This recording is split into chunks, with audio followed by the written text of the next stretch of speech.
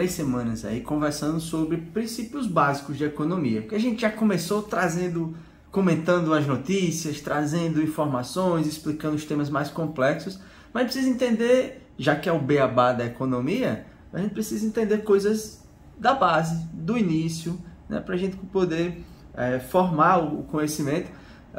Eu leciono a disciplina de microeconomia, ela é uma disciplina de início de curso, e aí a gente trabalha as questões mais básicas da atividade econômica. Então a gente vai tentar fazer uma espécie de 3 semanas aí sobre temas básicos e conceitos bem básicos de economia, para que o nosso ouvinte possa entender melhor o funcionamento da economia, o que é economia de verdade. Chieta, o que é economia, Chieta? A gente normalmente fica pensando que a economia é só aquele negócio que vê na televisão, assiste no jornal, aí fala de câmbio, fala de juros, fala disso, aquilo outro, mas a economia é muito mais do que isso. A economia ela é uma ciência, e ela é uma ciência que tem como foco estudar os recursos escassos, aqueles recursos que a gente precisa cuidar para poder a gente gerar alguma outra coisa, que a gente possa ter para transformar, produzir e vender ou usufruir. Tá? Então a economia é uma ciência que trabalha para administrar bem, para desenvolver bem, para alocar, esse é o termo técnico, alocar eficientemente, da melhor maneira possível, os recursos que são escassos. E aí quais são os principais recursos que a gente trabalha na economia? São 3, 2 são administráveis e o terceiro ele é dado e a gente precisa administrar, precisa cuidar dele, que é a terra, que é a disponibilidade diária de terra para produzir. Mas os outros 2 que são administráveis na operação da atividade econômica é o capital, ou seja, a disponibilidade de dinheiro, de orçamento e de outras coisas mais, e a mão de obra. Sem mão de obra a gente não produz, sem capital também não. Então esses são os 2 principais que são administráveis. A terra, pelo menos nesse princípio inicial, né, nesse princípio básico, nesse começo de entendimento do que é economia, a terra, a disponibilidade de terra para produzir, ela é tida como sendo um elemento dado na economia nesse primeiro momento. Depois a gente avança mais e desenvolve um pouco mais essa ideia. Então a gente tem a atividade econômica como sendo a alocação ou a busca pela alocação eficiente de capital e trabalho, certo? As famílias, elas oferecem mão de obra. Então a gente sabe aquela história que a gente diz, estão procurando emprego? Na economia, o discurso é invertido. A gente não procura emprego na economia, a gente oferece mão de obra. Por quê? Porque nós somos detentores do nosso tempo e do nosso trabalho. E os empresários, eles contratam o nosso tempo, o nosso trabalho. Então, na economia, quem demanda mão de obra, ou quem procura empregos ou empregados, é quem oferta, é o setor produtivo.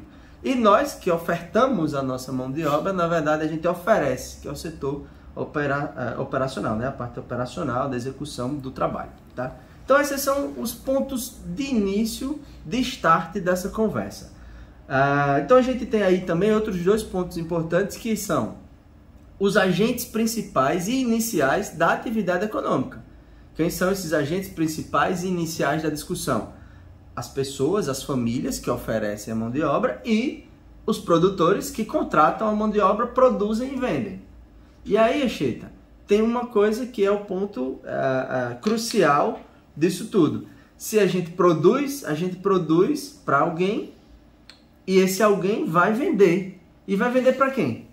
Para nós mesmos que produzimos. Então, esse é um conceito básico da economia chamado de fluxo circular da renda. O que é o fluxo circular da renda? Os empresários detêm o capital, eles contratam a mão de obra e pagam a mão de obra. A mão de obra produz os bens e serviços da atividade econômica, entrega ao produtor e ele vende para quem? Para nós mesmos. Então, essa é a ideia do fluxo circular da renda. A renda sai do produtor, vai para as famílias e depois volta para o produtor, porque a gente precisa comprar comida, roupa, combustível, pagar energia e todas essas coisas. Então, esse é um conceito básico da economia, que é o conceito de fluxo circular da renda. É a ideia do caminho que o dinheiro percorre. Ele sai de um canto e volta para o mesmo canto, que é para a mão de quem detém o recurso, quem detém o capital. Então, Arimatea, a gente parte desse princípio. A partir daí a gente entra num outro conceito que é, beleza, se a gente tem produtores e pessoas que compram, a gente precisa ter um local de negociação. Não pode ser de qualquer jeito. Tem que ter um canto organizado para que as pessoas possam procurar os produtos, bens e serviços que querem consumir e aquelas pessoas que detêm os bens e serviços possam vender. Que local é esse? É o chamado mercado. Então o mercado ele é o chamado locus, o local. Mas ele hoje, como evoluiu muitas coisas, não necessariamente é um espaço físico. A gente compra muito na internet. Então a gente tem um mercado virtual. Então esse mercado, o conceito de locus, né, de local, na verdade ele não necessariamente precisa ser um local físico, mas um espaço de negociação, onde quem quer comprar procura quem quer vender e lá eles negociam o preço do produto, certo? Então a gente tem aí o conceito das famílias, das empresas, do fluxo circular da renda e agora o conceito de mercado, que é onde se negocia e é onde a atividade econômica se desenvolve, na atividade de mercado, certo? E para a gente finalizar, para também não estender muito o conceito, né, para deixar um pouquinho para as próximas semanas, a gente tem os dois conceitos básicos, que é o conceito de oferta e de demanda. O que é a demanda? A demanda, na escola a gente costuma chamar, em vez de ouvir oferta e demanda, a gente escuta a lei da oferta e da procura. A mais antiga da economia. A mais antiga, que é a base lá, de onde surge tudo. Quando a gente estuda economia na universidade, faz os cursos de economia e tal, a gente troca o conceito de procura pelo conceito de demanda. Porque a demanda ela tem uma conotação um pouco mais incisiva do que simplesmente procurar. Procurar você procura, mas não necessariamente você consome. Quando você demanda, você tem a necessidade pela utilização daquele bem ou serviço, não é uma mera procura. Então a gente troca o termo de procura por demanda, mas a lógica é a mesma. A lei é da oferta e da demanda, ou lei da oferta e da procura. Como é que funciona isso? As pessoas que existem produtos que as pessoas querem comprar e que tem gente para vender. Certo? Quem está querendo comprar está demandando esse produto. Quem quer vender está ofertando. Então a oferta é a disponibilidade do bem ou do serviço no mercado para que as pessoas possam comprar. E a demanda é o quê? É a busca das pessoas pelo consumo de determinados bens e serviços oferecidos no mercado. Então esses são os conceitos. E o que é essa lei da oferta e da demanda ou da oferta e da procura, Arimatea? Ela é a lei que estabelece as regras de mercado de como que vai se comprar e se vender produto. Vamos lá, vamos entender aqui de forma bem clara. Existem períodos do ano em que algumas frutas elas ficam bem mais caras do que em outros períodos do ano. A gente tem o período de safra e o período de entre safra. O termo técnico seria de sazonalidade. A sazonalidade é o período, o período do ano, a definição do período onde você define que tem a disponibilidade do produto em abundância e no outro período você não tem esse produto em abundância, né? Então, quando você está no período da safra do mamão, por exemplo, o preço do mamão, ele costuma fazer o quê? Cair. Por quê? Porque tem muito mamão sendo oferecido no mercado. Então, se tem mais mamão sendo oferecido, o preço do mamão ele tende a cair e as pessoas vão lá consumir esse mamão mais barato. Quando acontece que está no período de entre safra, o que acontece? Acontece o contrário, tem pouco mamão sendo oferecido.